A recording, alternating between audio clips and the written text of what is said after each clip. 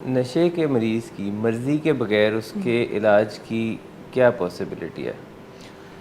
دیکھیں، یہ لے مین تھنکنگ ہے کہ مریض کی مرضی ہونا ضروری ہے، اور وہ سمجھتے ہیں کہ اگر اس کی مرضی ہے تو سمجھے کہ بیڑا پار ہے، یا وہ سمجھتے ہیں کہ اگر مریض کی مرضی نہیں ہے تو پھر کچھ نہیں کیا جا سکتا۔ مجھے بتائیے کتنے لوگ ہیں جن کی مرضی ہوتی ہے وزن کم کرنا، کر لیتے ہیں وہ؟ کتنے لوگ ہیں جن کی مرضی ہوتی ہے سگریٹ چھوڑنا ہے، جن کی مرضی ہوتی ہے ایکسرسائز کرنی ہے، کوئی کر لیتے ہیں وہ؟ کتنے لوگ ہیں جن کی مرضی ہوتی ہے کچھ کام کرنے کی لیکن نہیں کر پاتے؟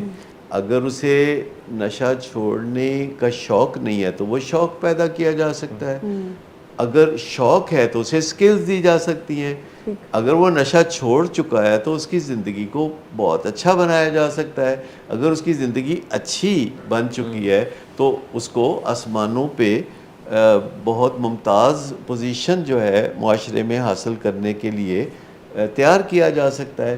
ہر انسان کو ویسے تو کاؤنسلنگ کی ضرورت ہوتی ہے، کوچنگ کی ضرورت ہوتی ہے، لیکن جو ذرا ٹھوکر کھا کے گرتے ہیں نشے کی بیماری میں ان کو اور بھی زیادہ ضرورت ہوتی ہے۔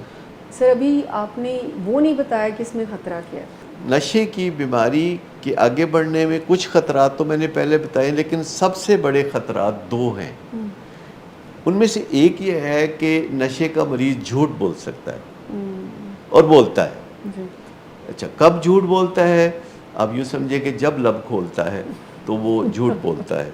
تو ماں باپ کو اس سے بڑی کوفت ہوتی ہے، کیونکہ وہ اسے بلیو کرنا چاہتے ہیں، وہ ان کا اپنا ہے، اور جب وہ اسے بلیو کرتے ہیں تو اس کا نقصان ہوتا ہے، اگر وہ اس کو بلیو نہیں کرتے تو اس کا نقصان ہوتا ہے۔ تو مریض کو بھی پتہ ہوتا ہے کہ میرے ماں باپ مجھ سے کیا بات سننا چاہتے ہیں، اور وہ جھوٹ میں وہی بات کر دیتا ہے، اور والدین سمجھتے ہیں کہ جو کچھ بھی وہ بتا رہا ہے یہ درست ہوگا، کیونکہ والدین کی تمنا ہوتی ہے کہ یہ درست ہو۔ دوسری بات یہ ہے کہ وہ نشے کی بیماری میں قانون کا پابند نہیں ہوتا، حدود کا پابند نہیں ہوتا۔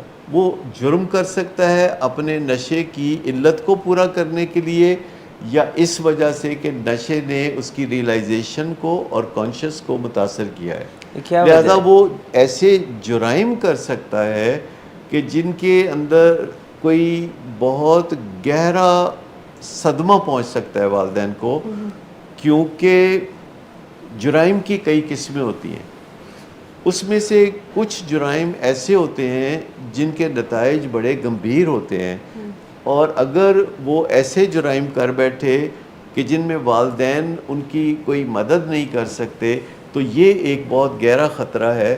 لہٰذا ان دو خطرات کے پیش نظر کے وہ جھوٹ بول سکتا ہے اور وہ جرائم کی دنیا میں قدم رکھ سکتا ہے، ان کی وجہ سے والدین کو ایک لمحہ بھی ضائع کیے بغیر نشے کی بیماری کے علاج کی طرف رجوع کرنا چاہیے، اور اس کا فائدہ تب ہوگا جب آپ سب سے پہلے سچ کے پیچھے چلیں، یعنی جو ریئلٹی ہے بیماری کی اس کو کھوج لگائیں۔ آج کل گوگل ہے، چیٹ جی پی ٹی ہے، اور پھر آج کی دنیا میں جو بہترین علاج ہے اس کا کھوج لگائیں کہ وہ کیا ہے، اور اس علاج کو پرسو کریں، اس علاج کے لیے ڈیمانڈ کریں۔